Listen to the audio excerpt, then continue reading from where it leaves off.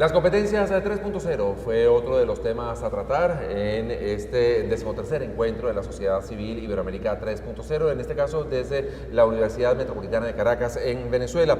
Y el temario a discutir en esta mesa de trabajo era cuáles son los nuevos conocimientos que aportan soluciones a los problemas de siempre, cuál ha sido el impacto de las tecnologías para medir la competencia de los individuos, cuáles son las metas para los próximos días y los próximos años. Y para la próxima década, ¿cómo se están atendiendo las brechas generacionales? Todos estos temas son discutidos en esta mesa de trabajo moderada por Ana Vargas, de Trazando Espacios de Venezuela, de Luis Miguel Olivas Torrijos, de Lanzaderas de Empleo en España, Emiliana Vegas, de Beire Internacional, del doctor Pablo Pulido, FEPAFEM, Calidad en Educación Médica Internacional, y Tomás Sanabria, Maniapure, Telemedicina de Venezuela. También contó con la participación de Martín Guzmán y Civil Caballero de Ashoka, Changemakers de Venezuela. Vamos a escuchar esta interesante conversación, esta interesante mesa de trabajo en torno a las competencias 3.0. Bueno, muchas gracias. Seguimos con la 13ª edición del Encuentro Iberoamericano de la Sociedad Civil. Les recuerdo, estamos usando un hashtag, es EISC13, las iniciales de Encuentro Iberoamericano de la Sociedad Civil, y el número 13 para identificar las actividades que se están haciendo.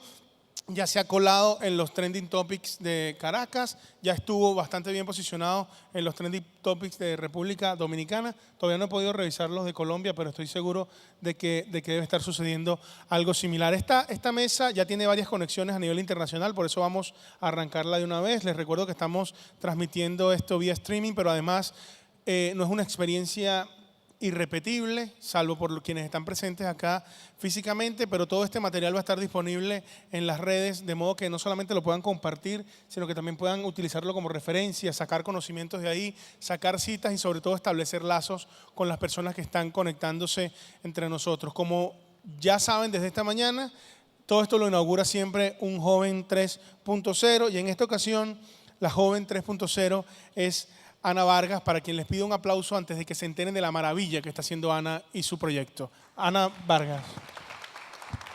Gracias, Willy. Bueno, buenas tardes. Yo quiero empezar con 3 preguntas.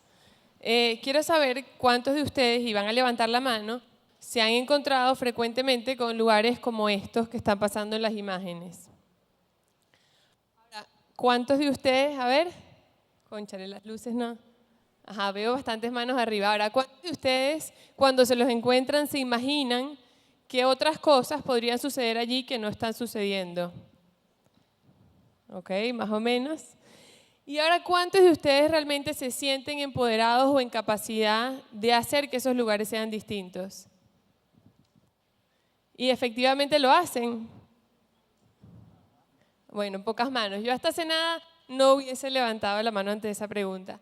Pero hace 2 años encontré una estrategia para realmente cambiar ese tipo de lugares.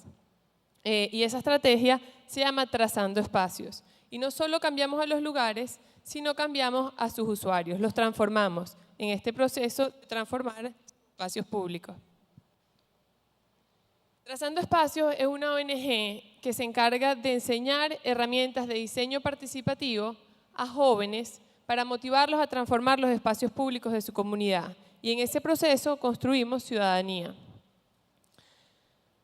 Todos nuestros talleres hacemos programas educativos para jóvenes entre 10 y 15 años. Y todos nuestros talleres se basan en comenzar por entender la identidad local, porque la identidad se refleja en todos los espacios públicos de cada comunidad.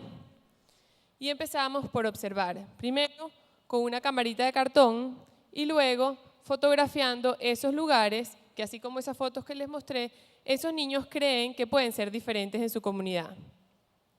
Al mismo tiempo, hacemos mapas de la comunidad, entendiendo que los planos son una imagen colectiva, donde se reflejan cada una de las casas, cada uno de los espacios públicos que son importantes para esa comunidad. Luego, con esas fotos y esos mapas colectivos, explicamos a la comunidad un poco cuáles son todos esos lugares que encontramos que creemos que se pueden transformar y queremos empezar a imaginar cómo pueden ser distintos. Entre todos escogemos un lugar y empezamos a trabajar sobre herramientas justamente de diseño, de arquitectura, para ver qué cabe en ese lugar, qué podemos hacer, qué puede ser distinto. Le preguntamos un poquito a los vecinos, a ver qué opinan ellos de qué podría pasar en ese lugar, y también salimos a ver referentes de diseño en otros lugares de la ciudad que nos puedan servir de inspiración y para avivar esa creatividad de los jóvenes que están participando. Ellos aprenden a utilizar el metro, a dibujar en proporciones, hacemos juegos para aprender de proporciones, cuánto espacio hace falta para jugar muñecas o para jugar ping pong, y entonces vemos si eso cabe en el espacio que escogimos. Hacemos collage, maquetas, y entonces así empezamos a imaginar realmente cómo se verían esas ideas en el lugar. Otra vez invitamos a los vecinos a escoger qué de esas cosas que imaginamos se pueden construir. Y entonces trabajamos con herramientas de construcción sencillas, apoyándonos en líderes locales, albañiles, carpinteros, para, entre todos, hacer algo para que ese lugar se vea distinto. Y entonces, cada proyecto que emprendemos es una especie de aventura, porque todos sabemos que empezamos observando, identificando lugares, pero nunca sabemos qué es lo que finalmente vamos a construir. Aquí pueden ver algunos ejemplos de las cosas que hemos hecho.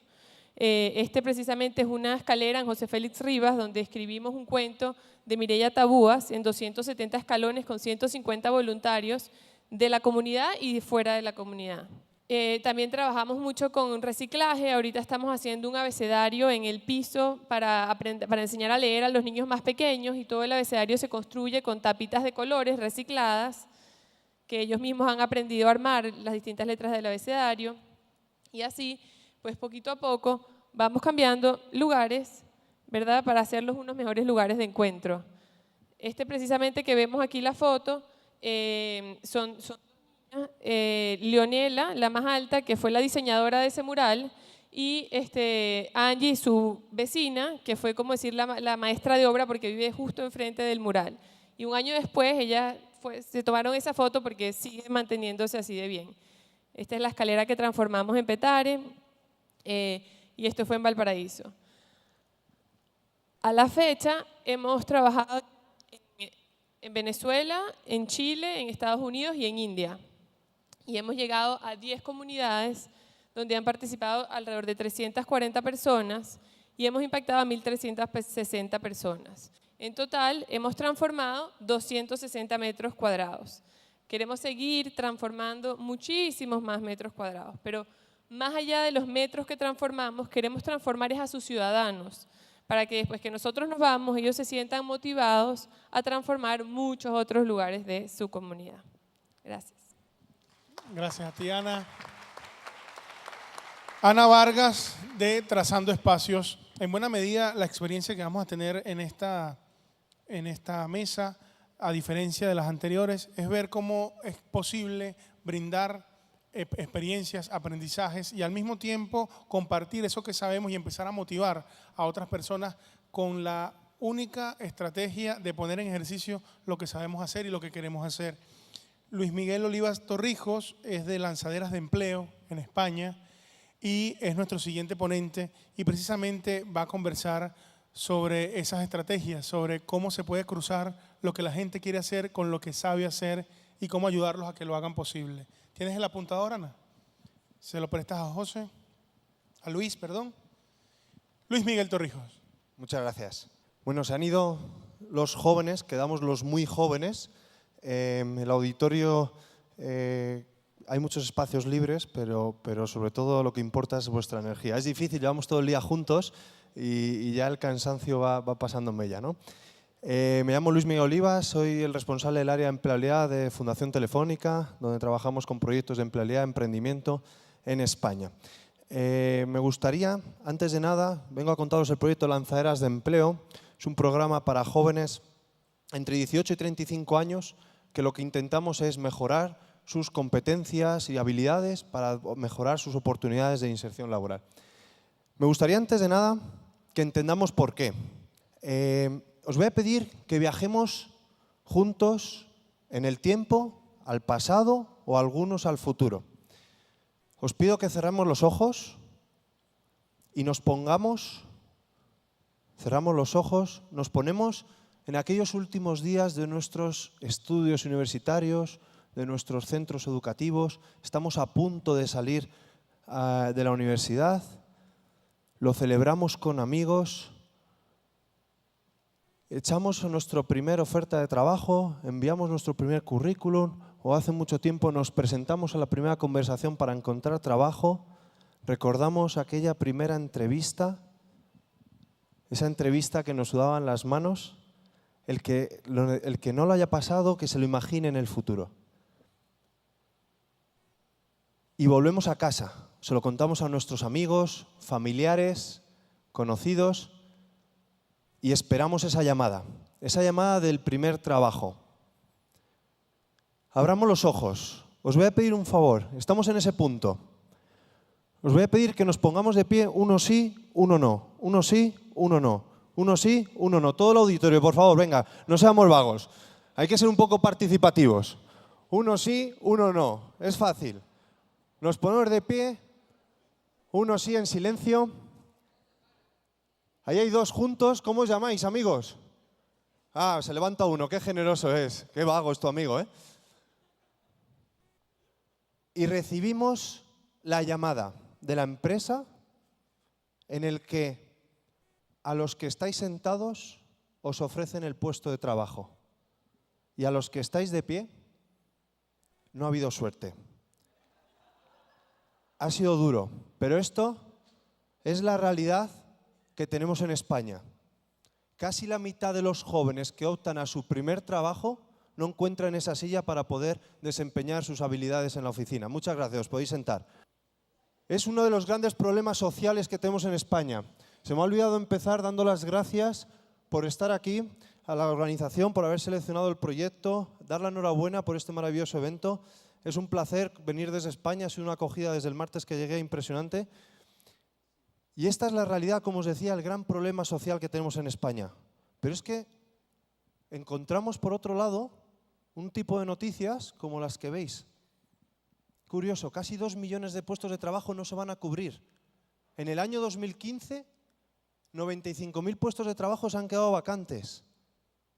Es obvio que algo está fallando.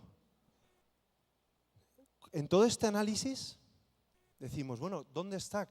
¿Cuál es el problema? ¿Dónde está fallando? Mirad estas dos fotos. Pensad cuál es la gran diferencia que hay entre las dos fotos. La primera está pixelada. La gran diferencia son 30 años.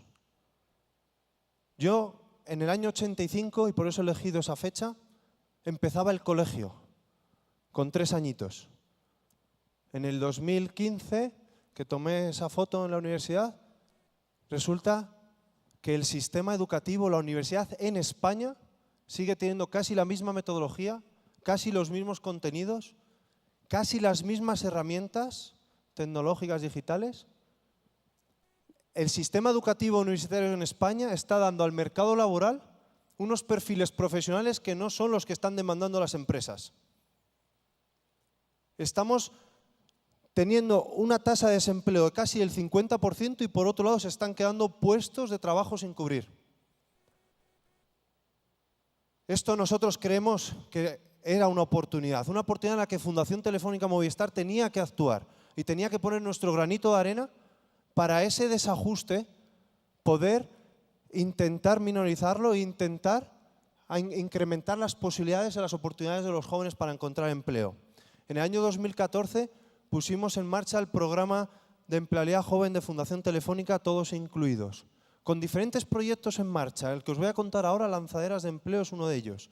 Tenemos otro proyecto que ha arrancado este año, que se llama Empleo Digital, en el que los puestos de trabajo del futuro que están demandando las empresas y que la universidad no está preparando a esos jóvenes para esos puestos, como programador de videojuegos, de aplicaciones móviles, Big Data, ciberseguridad, nosotros en 5 meses muy intensivos, jóvenes que no saben programar, les ayudamos a que reorienten su perfil profesional y encuentren ese puesto de trabajo que están demandando las empresas. Por otro lado, el programa Lanzaderas de Empleo, que es el que me toca contaros. Un programa en el que consiste que un grupo de 20 jóvenes se reúnen durante 5 meses, jóvenes de muy diversos perfiles, una variedad bastante importante, se reúnen para intentar conseguir el objetivo de tener su puesto de trabajo. Jóvenes en desempleo. ¿Cómo? Con una metodología innovadora, trabajando esas competencias y habilidades que están demandando las empresas. A diferencia de otros programas de empleo, no hay un profesor que imparte clases y que imparte cómo mejorar tu currículum, cómo utilizar tecnología para posicionarte y crear tu marca personal en redes sociales. No, son los propios jóvenes los que son dueños de su currículum, de su itinerario formativo. Ellos desde el primer día ya se distribuyen como una empresa. Una lanzadera es como si fuera una empresa. Y lo que hacen es se dividen por departamentos, el departamento de formación, el de comunicación, el de marketing, y ellos mismos deciden cuáles son las necesidades que tienen los propios compañeros de la lanzadera. Tienen una actitud muy solidaria, trabajan muy potentemente, o sea, muy fuertemente en equipo e intentan de alguna forma que el contenido que va a pasar, lo que va a suceder en los próximos 5 meses en la lanzadera, sea el que necesitan, sea un contenido personalizado. Todas las lanzaderas que tenemos por España, lo único que tienen igual es que hay un coach, un técnico, que facilita el proceso. Ahora, cada una montan sus propios eventos, hacen su propio mapeo de empresas, unos piden más refuerzo en cómo hacer un currículum, otros piden más refuerzo en cómo trabajar la ideación, la creatividad, la planificación de ideas, porque les gustaría ser emprendedores. Este proyecto, una de las cosas que más contentos nos encontramos es que hicimos una evaluación de impacto social. Las grandes empresas creemos que tenemos la responsabilidad de no solo hacer la acción social o la intervención social, sino además evaluar si está funcionando o no. Y nos encontramos con que cogimos a un grupo de comparación de jóvenes que estaban dentro de la lanzadera y unos perfiles iguales en las mismas zonas geográficas, jóvenes que incluso habían aplicado algunos de ellos a las lanzaderas, y vimos qué pasaba después de 5 meses. Los que estaban en las lanzaderas tenían una tasa de inserción de casi un poquito más del 60%. Casi 21 puntos porcentuales es el impacto neto que se le puede aplicar a este proyecto, pero no solo en cuanto a tasa de inserción laboral. También conseguían mejores o contratos indefinidos de larga duración, conseguían mejores salarios, mejores nóminas, contratos con seguridad social y otra serie de impactos que no he querido aquí reflejar, pero que os invito a que os descarguéis toda la evaluación exhaustiva que tenemos en la web de fundaciontelefónica.com. Hicimos también un retorno por cada euro que estábamos invirtiendo. En la sociedad estaban retornando 2,8 euros. ¿Esto cómo lo hacemos? Para nosotros es fundamental. El problema del desempleo juvenil en España es cosa de todos. Es cosa de las entidades sociales, por supuesto. Este proyecto nace en Fundación Santa María la Real. Fundación Telefónica, cuando vienen a contarnos el proyecto, lo que hacemos es nos sumamos para hacerlo más grande, para mejorarlo y para expandirlo. Ahora veréis los números. Fundación Santa María la Real es una fundación, una entidad social. Además, Fundación Telefónica, que viene de la empresa privada, y fundamental, las instituciones públicas. Les damos casi todo el proyecto hecho, les pedimos un compromiso en cuanto a cesión de espacios, en cuanto a captación, comunicación. Creemos que todos juntos haremos más grande la acción y podremos mejorar las oportunidades de empleo de los jóvenes. Entre el 2014 y 2015 pusimos en España 55 lanzaderas por toda la geografía española. 55 lanzaderas, más de 1.200 jóvenes participaron en ellas. Y este año tuvimos la suerte, con todo esto que os he contado, con la evaluación de impacto que nos avala y con toda esta relación que tenemos, alianzas público-privada y entidades sociales, de presentarlo al Fondo Social Europeo. Y el Fondo Social Europeo lo que ha hecho es la financiación que iba a poner Fundación Telefónica Movistar para los próximos 4 años, la ha multiplicado por 3. Por tanto, tenemos un proyecto que en los próximos 4 años, del 2016 al 2019, vamos a hacer 454 lanzaderas de empleo por toda España. Y vamos a hacer que participen en ellas más de 11.300 jóvenes. Son unos números que realmente para nosotros nos sentimos orgullosos porque esto es un modelo de sostenibilidad y de cofinanciación del proyecto gracias, como digo, a que tenía un aval de una evaluación de impacto también detrás. Además, estos perfiles heterogéneos, la gran mayoría no tienen estudios, el 67% de ellos vienen perfiles de contextos con menos oportunidades. Inmigrantes, mujeres maltratadas, personas con discapacidad, etc. Esto lo que nos hace todavía sentirnos más orgullosos de las tasas de empleo la tasa de inserción laboral que estamos consiguiendo. Para nosotros, y me dedico a los jóvenes, es fundamental que consideremos que el problema del desempleo no es cuestión de otros, es cuestión de cada uno de nosotros. Consiste en nuestra actitud. Somos nosotros los que tenemos que buscar el valor diferencial y somos nosotros los que tenemos que ser capaces de vendernos delante de las empresas, decir, este soy yo y ese trabajo es para mí. Pero todo esto no es suficiente. Tenemos que seguir apostando para que este proyecto consiga que estos jóvenes tienen el éxito que al final buscan. Como ayer decían, todo el trabajo al final que lleva el recorrido te lleva a encontrar ese éxito. Me dirijo ahora a todos los que estáis aquí, empresas, instituciones, universidades. Tenemos que ser capaces de abrir las puertas de nuestra casa, porque el valor, el potencial y la motivación ya la ponen ellos. Muchas gracias. Hola, mi nombre es Emiliana Vegas y yo soy la jefa de la División de Educación del Banco Interamericano de Desarrollo. Hoy les voy a hablar de los retos y oportunidades que los jóvenes tienen para alcanzar su máximo potencial en la región. Los jóvenes de América Latina representan un capital humano de enorme potencial y no es coincidencia que sean precisamente ellos el foco de esta cumbre.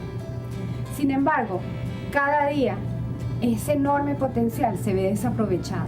21 millones de jóvenes en nuestra región se encuentran fuera del sistema educativo y además no trabajan. En América Latina enfrentamos una de las más altas tasas de deserción escolar. Hoy en día, 1 de cada 2 jóvenes abandona el sistema educativo antes de terminar la educación secundaria. Y esta responsabilidad no recae solo en nuestros jóvenes. Abordar esta problemática requiere de una educación con un currículo relevante, con metodologías apropiadas y que sea capaz de motivarlos a permanecer en la escuela y a adquirir las competencias necesarias y útiles para que sean productivos y contribuyan con la sociedad. Esto se vuelve prioritario porque, por ejemplo, desde el BID, un estudio reciente que entrevistó a 1.200 empresas de toda la región encontró que 88% de los empresarios no encuentran el personal calificado para los puestos de trabajo que ellos tienen que ofrecer. Pero además este estudio muestra que las habilidades que más se escasean son aquellas que se denominan habilidades socioemocionales, como lo son la responsabilidad, el trabajo en equipo, la autoestima y el autocontrol. Un ejemplo. Para un empresario que contrata a un joven es muy importante que el joven llegue a tiempo para su lugar de trabajo y la puntualidad es una de esas habilidades que más escasean en nuestros jóvenes. El desarrollo de estas habilidades permitirá a los jóvenes de Latinoamérica acceder a mejores trabajos y poder contribuir y adaptarse a las tendencias que cambian tan rápidamente en el mundo que vivimos. Bueno, de acuerdo al Foro Económico Mundial también, estas habilidades forman parte de lo que ellos llaman las competencias 3.0 o competencias globales. Reconocemos que hoy en día existen muchísimos trabajos que hace apenas 10 años no existían. Grandes empresas que contratan como Google, Facebook, no sabíamos ni siquiera que podían existir hace unos 10, 12 años. Igual dentro de 10 años habrán trabajos que hoy en día no existen. Por eso es tan importante poder tener las competencias necesarias para adaptarse, para aprender, para seguir adquiriendo nuevas competencias mientras van surgiendo en el mundo. Una clave para que la educación pueda seguirle el paso a las tendencias es repensar el rol mismo que juega durante la formación del individuo. Nuevas tecnologías y especialmente aquellas relacionadas con la cuarta revolución industrial nos obligan a pensar precisamente acerca de cómo los humanos adquirimos las competencias y cómo las podemos transmitir a otros. Sin embargo, sabemos que la tecnología en sí no es una solución ni trabaja sola. Es muy importante trabajar con los actores, los docentes, los directores de escuela y los mismos alumnos para utilizar la tecnología de forma realmente útil para generar estas competencias. Desde el BID trabajamos con los gobiernos de la región para promover cambios sistémicos en los sistemas educativos que permitan que todos los jóvenes puedan adquirir las competencias globales o competencias 3.0. Bueno, cuando nos referimos a las competencias 3.0, tenemos varios ejemplos de los proyectos que estamos ahora mismo haciendo en la región. Por ejemplo, en el estado de Santa Catarina, en Brasil, y en la región de Manizales, en Colombia, llevamos programas pilotos en los que se genera un diálogo entre el sector público y el sector privado para conectar el trabajo que hacen los sistemas educativos con las habilidades que necesitan el sector productivo. En Barbados, apoyamos el desarrollo de un sistema de educación y capacitación vocacional acorde con las necesidades de la economía y del sector privado, especialmente, por ejemplo, de la industria turística, que en ese país es muy importante, para que los jóvenes puedan adquirir las competencias necesarias para contribuir con el desarrollo de esa industria y también ganar un buen trabajo y tener una mejor vida. En Chile, financiamos un programa de fortalecimiento de la educación técnico-profesional, donde estamos apoyando al país a construir centros de formación técnica en todas las regiones ligadas a la industria y a las necesidades productivas de cada una de esas regiones. Con esto les dejo algunos ejemplos que espero que les sean estimulantes y sobre todo que maximicemos nuestro compromiso por asegurarnos que todos los jóvenes de nuestra región puedan adquirir las competencias necesarias para alcanzar su máximo potencial, contribuir con la economía de sus países y sobre todo contribuir a que nuestras sociedades sean más estables y más desarrolladas. Muchísimas gracias. El doctor Pablo Pulido va a conversar precisamente sobre esas transformaciones posibles y sobre la calidad en la educación médica internacional. Así que, por favor, un aplauso al doctor Pablo Pulido.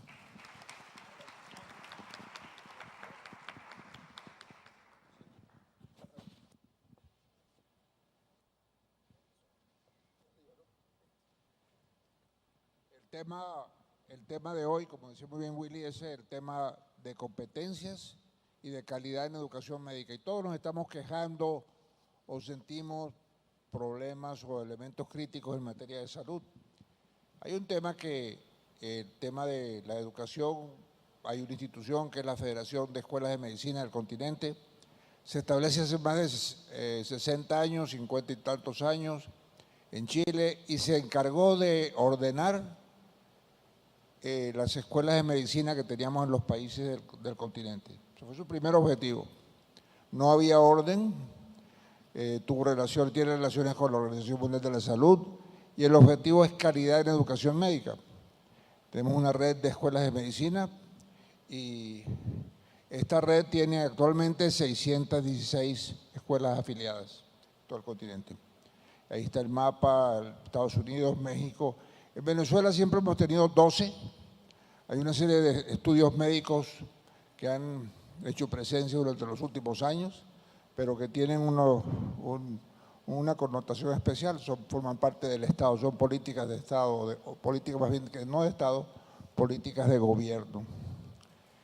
¿Cuál es el entorno que tenemos actualmente en nuestros países y especialmente en el nuestro? El panel pasado, Willy, nos dio una panorámica muy intensa de varios aspectos. Tenemos enfermedades emergentes, malaria, Zika, chikungunya y otras, dengue. La distribución de los profesionales de la medicina no es uniforme, muy heterogénea.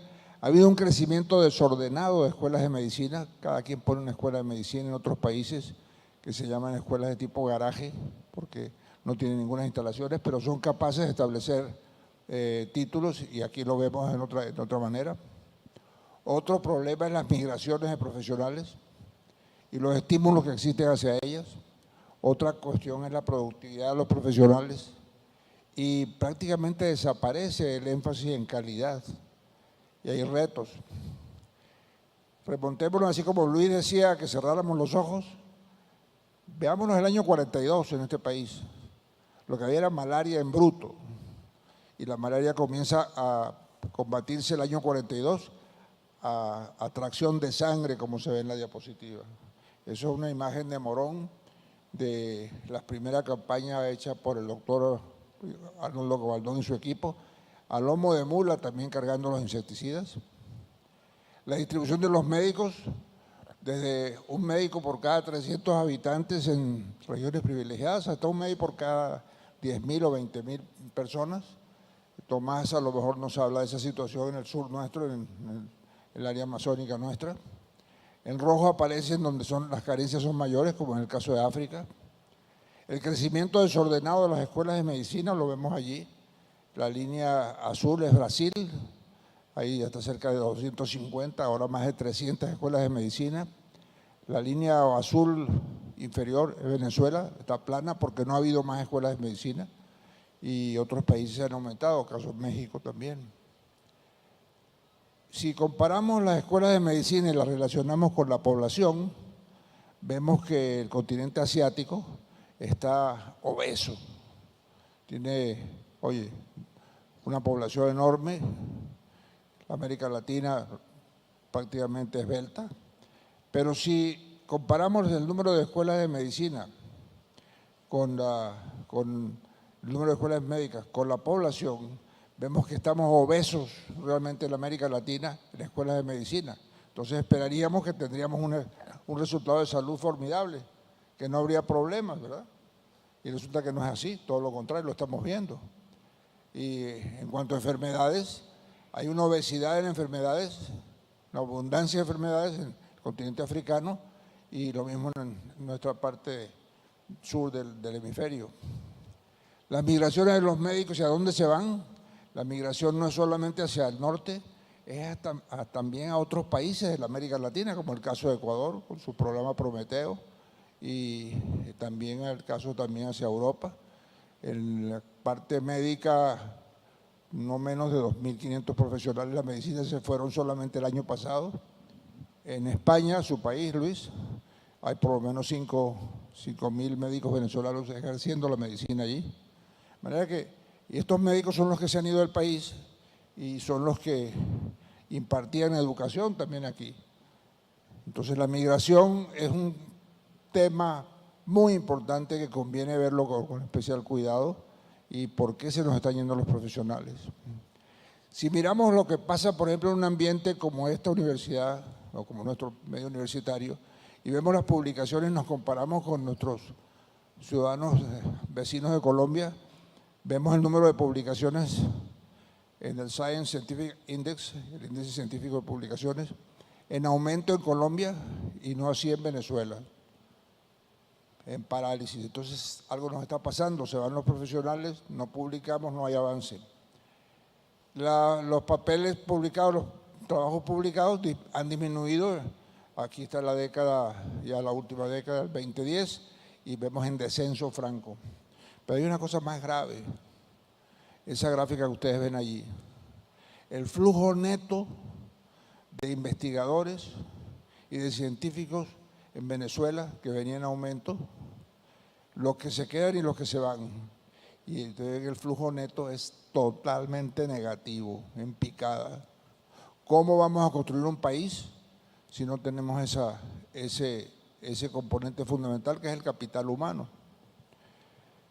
¿Cuál es el reto? Desarrollar un sistema de calidad y nos hemos dado la tarea a través de esta pequeña federación con las escuelas de medicina de poner en marcha un instituto de acreditación internacional que mire por qué y cómo se está desarrollando la educación médica y la educación profesional en nuestros países con estándares internacionales, con un criterio de responsabilidad social muy claro, de unos criterios éticos muy definidos y sobre todo que tenga énfasis en la atención primaria en salud y con criterios altamente profesionales, tomando en cuenta las realidades geopolíticas que tenemos en nuestros países. No es lo mismo ejercer la medicina en países de otras latitudes que aquí. Hay 7 áreas fundamentales que se contemplan en esos estándares: el profesionalismo, los conocimientos, las destrezas que tienen que tener los médicos, los sistemas de salud, que a ninguno de nosotros en las escuelas de medicina nos lo enseñan, lo aprende uno en el curso del ejercicio, cómo funcionan realmente los sistemas de salud y las comunicaciones entre nosotros, trabajar con otras disciplinas, la parte de criterios de educación continua y la parte, digamos, administrativa y de sistemas. ¿Qué esperamos nosotros como impacto de esto? Que haya una acreditación y un énfasis en la calidad de nuestros sistemas y nuestras instituciones de salud. Que los enfocamos en áreas prioritarias en las que necesitamos en nuestros países. Que haya criterio altamente profesional y que recuperemos un liderazgo en salud que lo tuvimos en otra época y que tenemos que recuperarlo. Y recordando a Simón Rodríguez, no existen repúblicas sin republicanos. Si no hay republicanos, no hay república, hay que educarlos. Esta mañana decía, como concatenando las mesas redondas de este simposio, Juan Maragall, que tuviéramos escuelas, que tenemos que implementarlas así. ¿Y dónde está el personal? ¿Cómo lo preparo? ¿Dónde están esos profesores? Si se me van los médicos, se me están yendo también los profesores. Hay una tragedia evidente en salud en el país. Este es simplemente para que ustedes tal vez lo puedan leer mejor. Récipes de, entre comillas, colegas, producto de las nuevas generaciones de médicos. Entonces le piden una resonancia magnética, un estudio de imágenes a un paciente, pero le dice resonancia, no es magnética, es magnética. Y fíjese cómo está escrito allí. Y la razón por la cual se le pide es que este paciente tiene una amnesia en estudio. ¿Cómo que no? La otra cosa es, se trata de un paciente, el otro que está al lado, le piden un urocultivo, un cultivo de secreción de orina, pero en el oído derecho. Entonces realmente hay un problema de cultura, ¿no? Problema realmente de disciplina. Veíamos esta mañana también con Juan Maragall la parte, y en otras presentaciones, la cuestión de lectura, conocimientos, matemáticas, en fin, mire, esto es importante.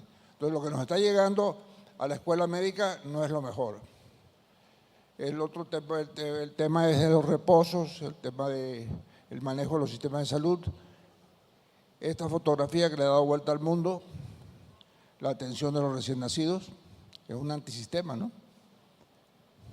Esta es una fotografía hecha por una periodista, Barbara Fraser, que vino aquí a la Universidad Metropolitana. Esta fotografía es de aquí, del laboratorio de química, donde no tenemos insumos muchas veces para hacer esos experimentos, para hacer la docencia adecuada. Entonces, el problema, recordar la disciplina que se implementó hace años para la malaria.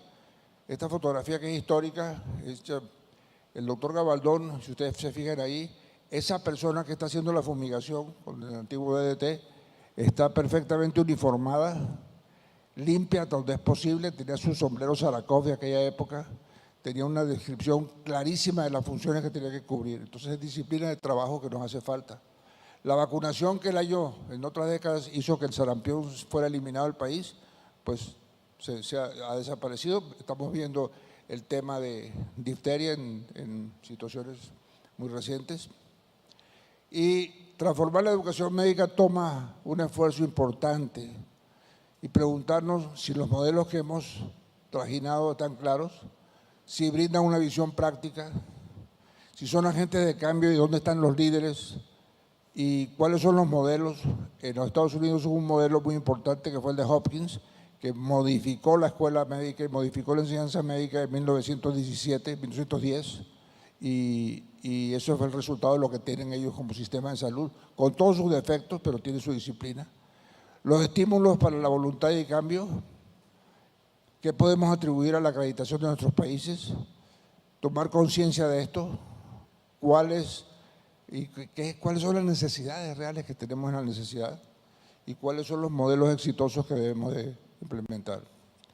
Este instituto y este esfuerzo está tratando de implementar calidad. No lo hemos podido hacer todavía en Venezuela, lo estamos haciendo en 2 países de la América. Estamos haciéndolo en Bolivia, en una facultad de medicina que tiene, una escuela médica que tiene campus en Cochabamba, en la zona tropical boliviana, y en La Paz. Y estamos trabajando con esas comunidades. La atención primaria es un eje fundamental. Y lo otro es una universidad en la Ciudad de México que tiene varios campus, que es la Universidad de Anáhuac, y se han hecho ya trabajos allí. Y tenemos otros 4 o 6 países en espera, Guatemala, Ecuador, Colombia, Perú, en los cuales iniciaremos esto. Y estamos produciendo resultados, estamos analizando entonces el sistema de salud que requieren esos países y realmente de qué depende ese éxito, y básicamente es la formación de los republicanos, es educación, y que viene no solamente de la parte médica, sino viene primaria, secundaria, en fin, lo que veíamos allí anteriormente. En Venezuela tenemos sistemas de trabajo, uno de ellos es el Centro Médico La Trinidad. Le decía a Juan Carlos Guinán, no sé si todavía esté por aquí, pero esto fue hecho con el apoyo de varios médicos, entre ellos Alberto Guinán, su padre, y varios otros colegas. Y se trata de hacer un instituto de posgrado, y tenemos entonces colaboraciones con varias alcaldías, entre ellas la de Latillo y la parte de Sucre. Y otro tema fundamental, como un sistema de educación superior, como es la Universidad Metropolitana. Entre otras cosas, esas son las marcas. Si nos vamos a la reunión anterior, que estábamos hablando de marcas, estas son 2 marcas importantes. Así es que muchas gracias.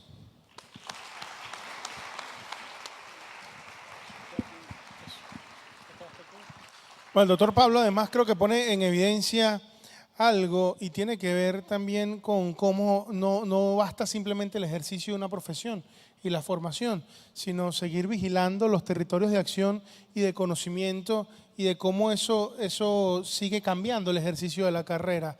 No, en muchas ocasiones los egresados de una profesión específica se dedican al ejercicio y abandonan un poco la vigilancia de las estrategias de formación y de las competencias precisamente que esto genera.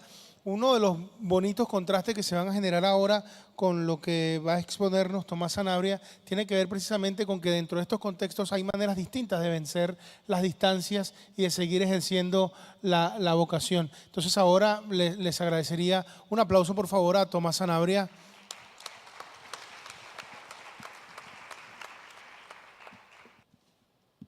Perfecto, bueno, muchísimas gracias. Gracias Luisa Mariana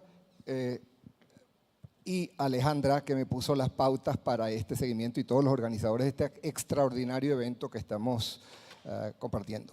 También agradezco a Francisco en la sesión anterior, a Marcus Tobío y a Valentina por que me abren un poquito el camino sobre el primer tema que me iba a tocar, que esto de la idea.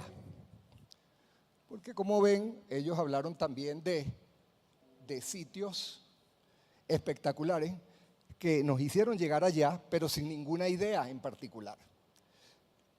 Nada de ideas, bueno, esto cambió el formato, pero no importa. Nosotros llegamos a la zona sur sin ninguna idea de ir a ayudar a nadie, ni ejercer medicina, ni muchísimo menos, sino por estas razones. La pasión por la naturaleza, la gente, la salud y el país que nos llevó aquí. Venezuela, como muchísimos países del mundo y Latinoamérica, pero tiene una variedad extraordinaria de todo tipo de naturaleza, y eso es lo que nos atrajo y nos ha mantenido pegados a este sitio por los últimos 40 años. Sin embargo, hubo un elemento que sí nos hizo cambiar, que fue esta señora, la hermana menor de mi madre, casada con un suizo, que me llevaron a esta zona de Maniapure, que es esto de aquí, y estas fotos las tomé yo en el año 68, o sea, ya tienen 40 y algo años, y vamos a ver los indígenas como una cosa especial, que no se hablaba de ellos, y ella tenía una pequeña fundación, Cubo, y después empezamos a trabajar en Maniapure, hicimos la fundación, y así fue que empezamos a trabajar, porque sencillamente yo estudiaba medicina, mis amigos eran médicos, y cuando llegamos a este sitio no había nada allí. El próximo punto que me pusieron como directiva era hablar de 3 datos fuertes en la información. Y uno es el acelerado crecimiento de la población del mundo, otro es el tema de la exclusión, que es sumamente importante, y los costos de la salud. Son los tres temas que quiero tocar. El crecimiento de la población del mundo. Aquí se ve brevemente lo que fue Venezuela en el año 1926. Tenía 3 millones de personas. La expectativa de la persona de vida de la persona que nacía en 1926, mi papá nació en el 22, era de 34 años. En 2010, 76 años. Y la población mundial creció enormemente. Y aquí pueden ver, les voy a enseñar esta curva, si el ser humano o los primeros rasgos de cultura en el Neolítico son de hace 6.000 años, o 6.000 años antes de Cristo, mejor dicho, la población se mantuvo y tardó hasta 1804 en llegar al primer billón de personas. Sin embargo, en 1927 eran 2 billones y ustedes ven esta enorme curva de crecimiento, cómo se eleva y, bueno, el año pasado, hace 4 años, llegamos a 7.000 millones y estamos ya en 7.380, creo que estamos pasando. O sea, el crecimiento de la población ha sido enorme, gigantesco verdaderamente. Otro de los problemas que tomaba apartando el crecimiento de la población era la exclusión.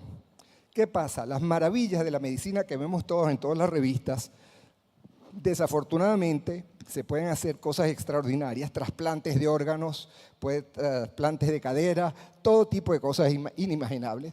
Y nosotros, los que hemos tenido la suerte, como lo tuvo el doctor Pulido, como la tengo yo en el momento, es que trabajamos con todo tipo de herramientas. Bueno, ahorita menos.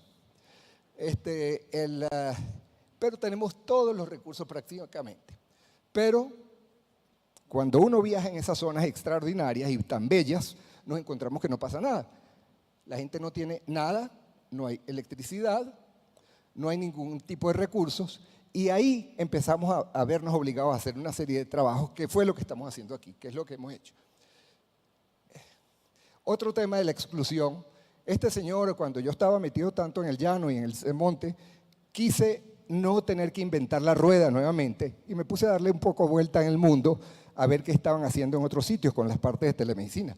Y visité a este señor, un tipo extraordinario, el doctor Shetty, un cirujano cardiovascular en Bangalore, que había ganado el premio de emprendimiento social por la Schwab Foundation, y así fue que lo ubiqué. Lo fui a visitar en el año 2006 y pasé 2 semanas con él y pude ver con mis ojos que en su hospital, gracias a la telemedicina, operaban 100 operaciones de pacientes de corazón al día. Lo vi yo. 2 semanas pasé allí de promedio. En el sitio de Estados Unidos donde más operaban era 40 casos al día en Houston en su época de oro. ¿Qué es lo que ocurre? Menos del 10% de la población del mundo tiene acceso a intervenciones de cerebro, de corazón, de riñón y las articulaciones. Hay que innovar para que se agilice eso de una forma significativa. Bueno, ¿qué pasó? Otro de los puntos, después de esta visita, tuvimos la fortuna de que el programa Maniapure fuese premiado como un programa de emprendimiento social y nos invitaron a participar en un folleto que se presentó en Davos el año 2013, que es que es una de las mejores referencias porque está viendo cómo, especulando sobre la visión del mundo en la salud para el año 2040. Y termina concluyendo que los costos y la exclusión son los puntos determinantes. Ahí uno de los tantos colaboradores está la Fundación Proyecto Maniapure como un modelo en este experimento, visualización.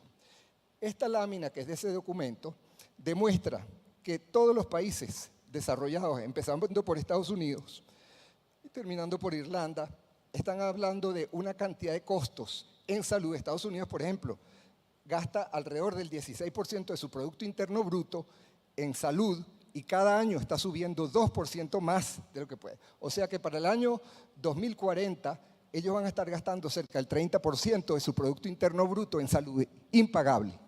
Y eso está pasando en todos los otros países. Bueno, Venezuela está pasando, yo no sé cuánto, pero aquí están los que están más abajo, Irlanda y Japón gastan el 7%, Venezuela creo que está alrededor del 2%. De ahí una de las razones de la terrible situación de país que estamos viviendo.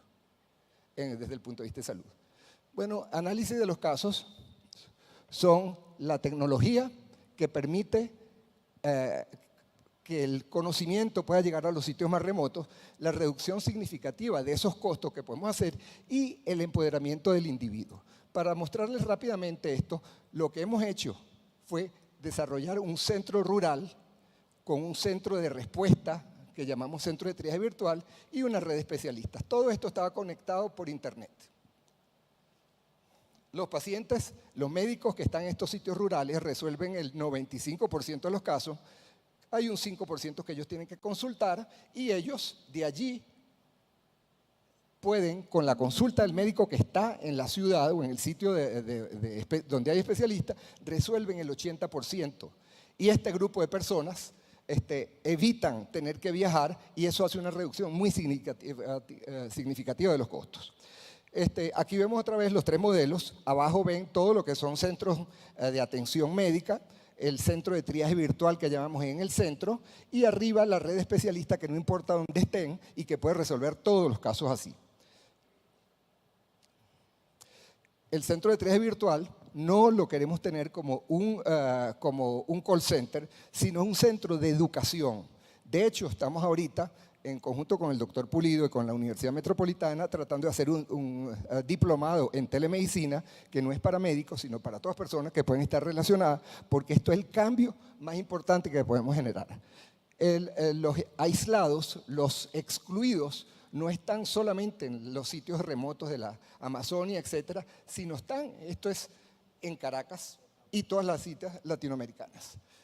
Bueno, estamos acelerando toda la parte de los procesos con un sistema que hemos llamado el leapfrogging, según el Foro Económico y la gente de Boston Consulting Group, y lo que estamos trabajando es sobre aceleración de los procesos.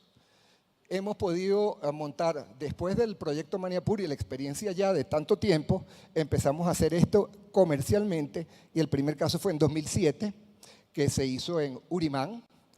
Pasamos después, gracias al apoyo de la CAF, en Ecuador, donde hicimos 7 centros. Posteriormente, en Bolivia, pudimos montar una serie de centros adicionales.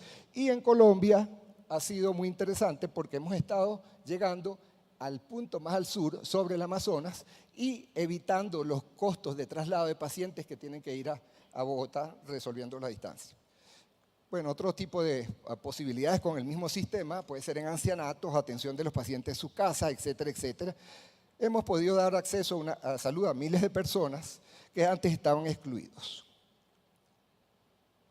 Este es el grupo de organizaciones, una parte de ellas de que nos han dado apoyos y ha sido súper importante porque si no, no hubiéramos podido hacer este tipo de trabajo. Han sido clientes, gente que ha creído en nosotros. El último 3 minutos son para hablar de la cuarta revolución industrial, que es un tema que se está tocando y que lo van a estar oyendo próximamente. La primera fue cuando en 1784 se creó el primer vapor de agua, aparecieron los trenes, etcétera, etcétera. En 1870 se habló de la división del trabajo, empezaron las plantas de ensamblaje tipo Ford a finales del siglo XIX. En el 1969 se tipifica que la electrónica y tecnología con los PCs, todo ese tipo de sistemas, y la de hoy es la cuarta revolución, que es la que está ligando la informática con la medicina, con la biología en general, y tiene esto, quiero hablar un segundo, porque esto es sumamente importante, porque tiene que ver con la descripción del genoma humano, que pasó hace una década, y eso ha permitido que se fraccionen los segmentos de muchas de las proteínas que tenemos y ha permitido que se estén identificando y cortando segmentos que transmiten una enfermedad dentro del mismo genoma humano y se pueden detectar más de 2.500 tipos de enfermedades con esa forma. Hay un caso de Angélica Effect, que fue una señora que tuvo casada con un importante, creo, artista, y esta señora, porque le dijeron que tenía un gen alterado sobre cáncer de mama, se operó las 2 mamas, se hizo mastectomía de los 2 lados sin tener la evidencia de la enfermedad. Pero eso demuestra lo que está pasando. Bueno, la otra cosa es el sexto dedo, que yo he bautizado el sexto dedo porque si usted le pregunta, y hay encuestas de esto, si a usted le tienen que cortar un dedo cuando se va de viaje, prefieren que corten otro y no este, que es el que lo comunica con el resto del mundo. Otra cosa es el Internet de las cosas, que es lo que está ocurriendo también. Esto demuestra lo que es el paciente del futuro con la información que tenemos. Son sensores biológicos que permiten medir la temperatura, oxígeno, etc. El hospital del futuro, que demuestra el número, la reducción del 30% de hospitales en Estados Unidos, porque mucho se está haciendo en las casas. Y esa es la nueva visión. El nuevo Montefiore tiene 11 pisos y no tiene hospitalización. Bueno, esto es una persona muy interesante con quien me reuní y está hablando Nicolás Negrão Ponte, el fundador del MIT Media Lab, y él está convencido que la comunicación global, Internet global, es algo del futuro cercano. Esto, para terminarlo, aquí en este sitio vi a dos muchachos pemones que había estado con Marcus en Groenlandia. Esto es parte de la educación que estamos ayudando a dar en la Gran Sabana. Esto es el grupo de estudiantes, 70 estudiantes de medicina que estuvieron ahorita nosotros trabajando el mes pasado en Maniapure. Y esto es para terminar, la médico que está metida en una de estas comunidades con un muchacho que hubo que hacerle el equivalente a un trasplante de hígado, que nunca se hubiera podido atender y estaba graduándose de bachiller ese día. Con esto terminamos. Gracias.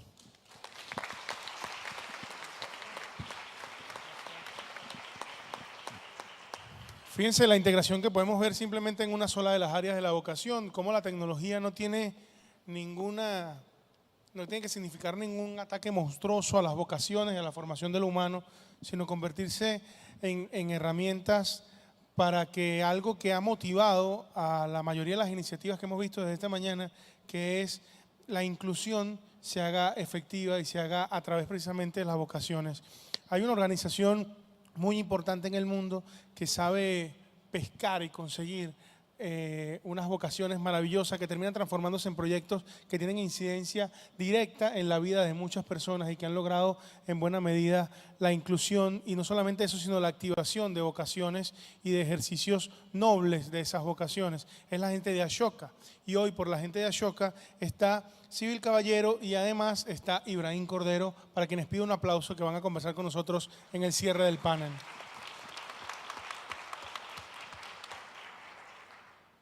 Bueno, buenas tardes, gracias. La primera pregunta que les quiero hacer, ¿quién de ustedes está involucrado en alguna actividad social como voluntario? Que levante la mano. Muy bien.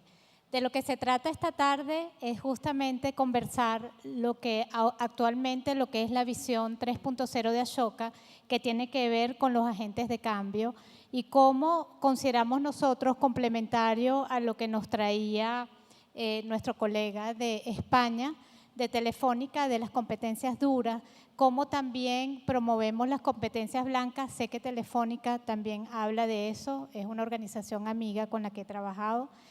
Y básicamente unos conceptos con los cuales compartimos. Ashoka es una organización que está presente en más de 80 países y tenemos más de 3.000 emprendedores alrededor del mundo. Ashoka trata el emprendimiento social y busca resolver de manera radical problemas urgentes con soluciones innovadoras. Aquí está Ibrahim Cordero, que es uno de nuestros emprendedores sociales, en una maravillosa idea, emprendimiento que se llama Zona 100% Libre de Discriminación. Una de las cosas que vimos es que la misión principal de Ashoka, como lo llama la visión ICH o la visión, todos debemos ser agentes de cambio.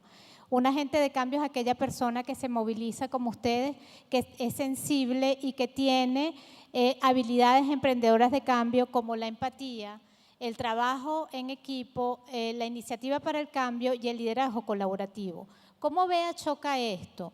No es solamente un discurso donde no somos sensibles ante una causa, somos personas que nos involucramos y buscamos transformar esa sociedad. Nuestros líderes del cambio, nuestros emprendedores sociales, una de las cosas que vio nuestro director Bill Drayton es que todos ellos tenían en común estas cualidades.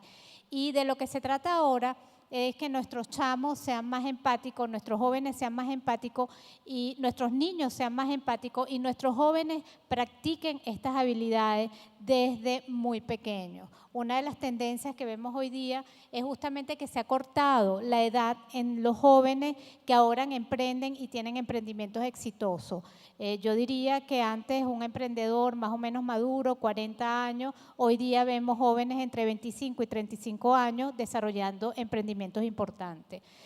Por otra parte, la diferencia entre un agente de cambio y un líder de cambio es importante. Un líder de cambio como Ibrahim es aquel que transforma el campo de acción en el cual está incluido. Es aquel que inspira a esos agentes de cambio a que sean parte de su causa, porque no es posible ninguna transformación sin el liderazgo colaborativo y sin el trabajo en equipo. Y por supuesto sin la empatía. Otra de las cosas importantes de Ashoka tiene que ver con el cambio de raíz. Es decir, nosotros nos preocupamos de emprendedores sociales que definitivamente resuelvan el problema de raíz, hagan un cambio radical y a eso lo llamamos impacto sistémico. Como de una manera innovadora, una solución que antes no había sido probada, por lo tanto no se había logrado resolver ese problema. Buscamos cambio de mentalidad y en eso estamos trabajando a la luz de dos paradigmas que nos resultan muy importantes, los niños y los jóvenes. Lo que ya les dije que somos más de 3.000 emprendedores, aquí algunos de los emprendedores de Ashoka. Y bueno, en este momento me toca darle la palabra a Ibrahim, pero antes voy a contar una anécdota.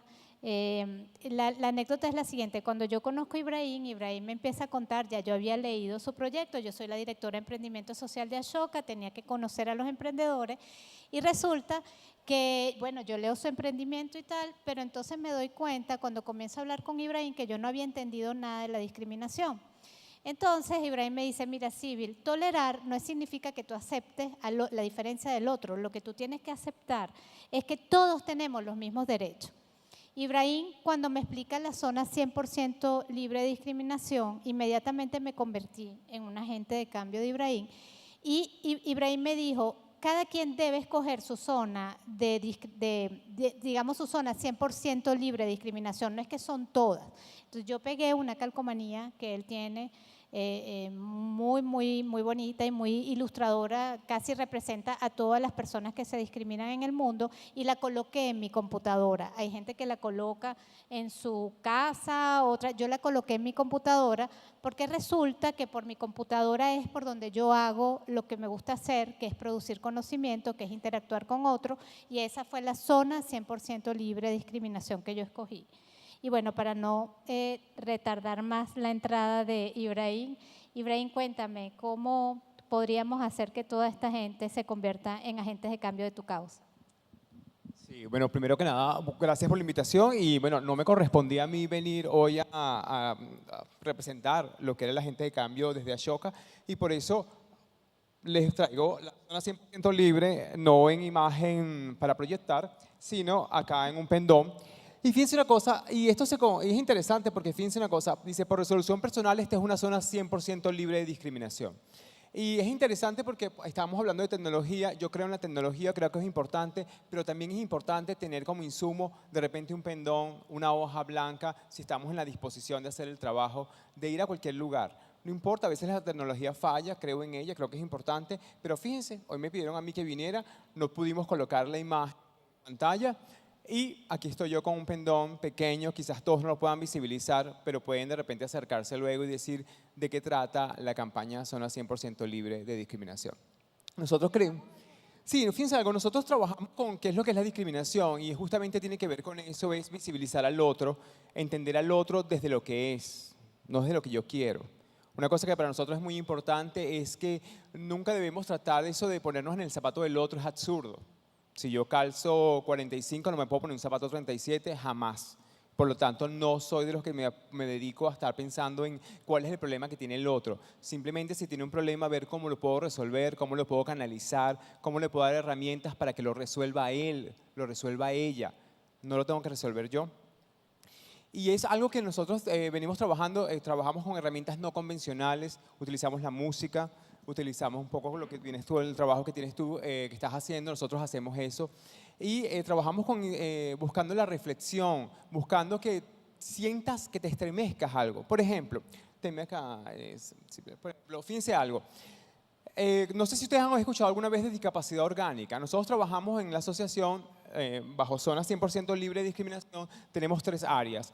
Prevención de infecciones de transmisión sexual, prevención de la discapacidad. Creo que somos la única organización que está trabajando prevención de la discapacidad, a la vez que buscamos la inclusión de personas con discapacidad en todos los espacios. Incluso trabajamos prevención de discapacidad en personas que ya tienen discapacidad. El hecho de tener una no quiere decir que no pueda adquirir otra. Y trabajamos todo el tema de la sexualidad.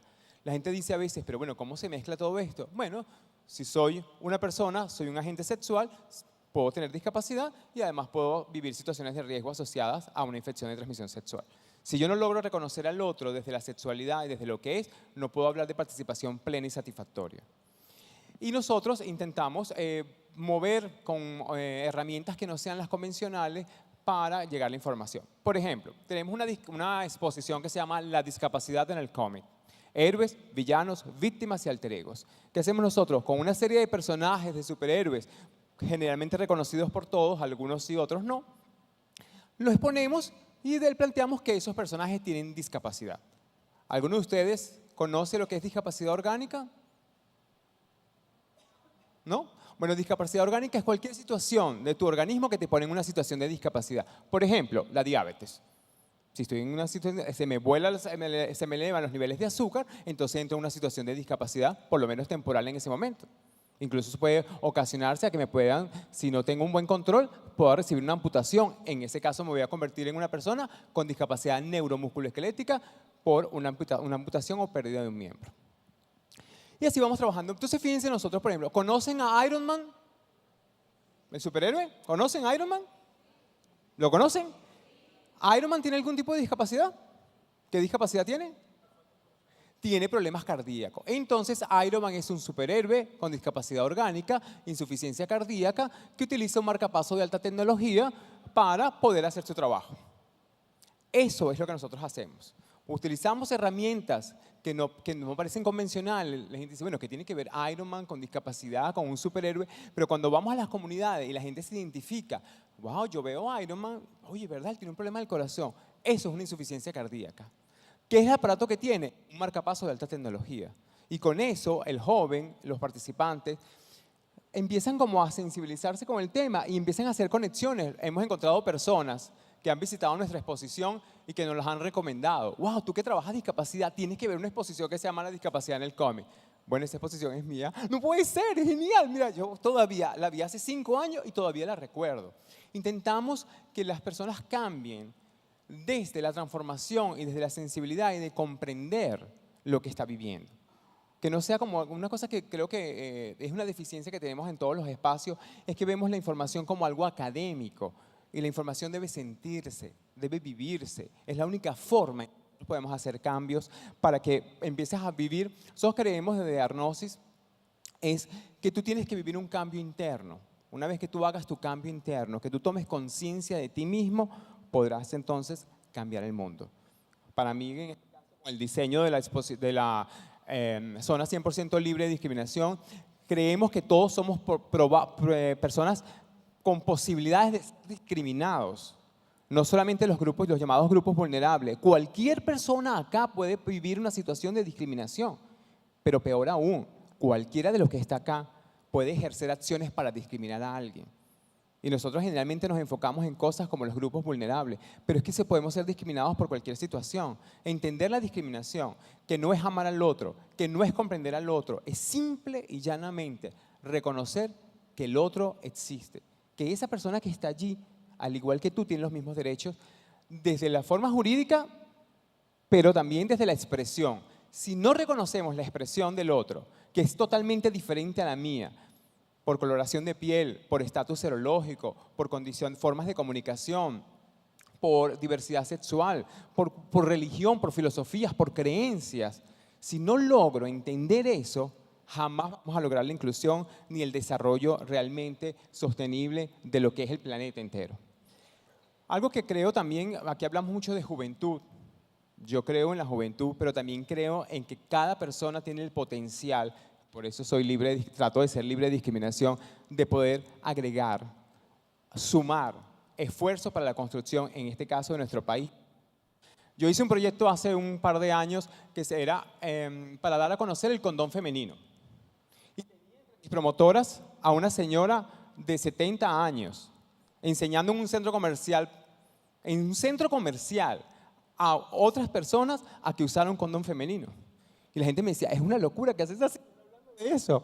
Bueno, mucha gente se acercaba y me decía, wow, yo quería haber tenido una abuela de esta manera, o sea, una abuela que me enseñara a usar un condón. Qué cosa tan loca, pero qué cosa tan increíble. Que me decía, me da vergüenza que esa señora maneje información y yo no sabía sobre lo que ella me está hablando.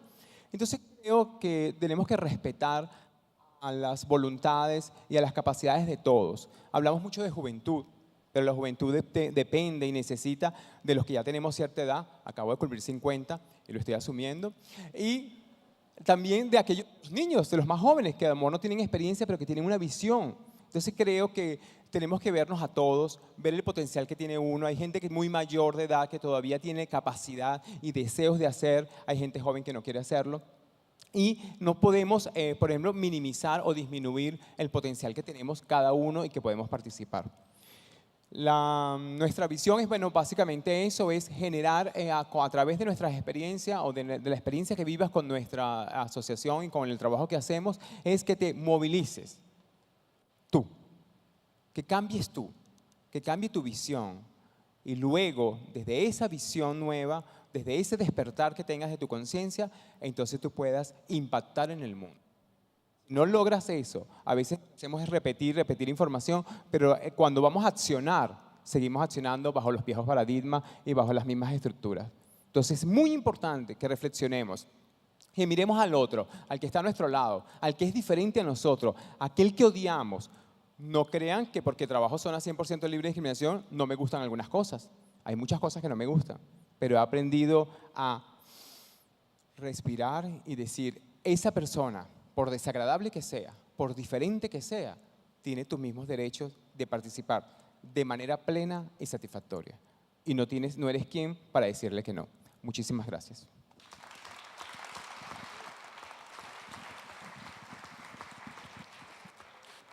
Bueno, una maravilla. Creo que el cierre con Ashoka de esta idea de competencias pone en evidencia que estar preparados para el mundo que deseamos va a ser una de las cosas que nos va a permitir construirlo.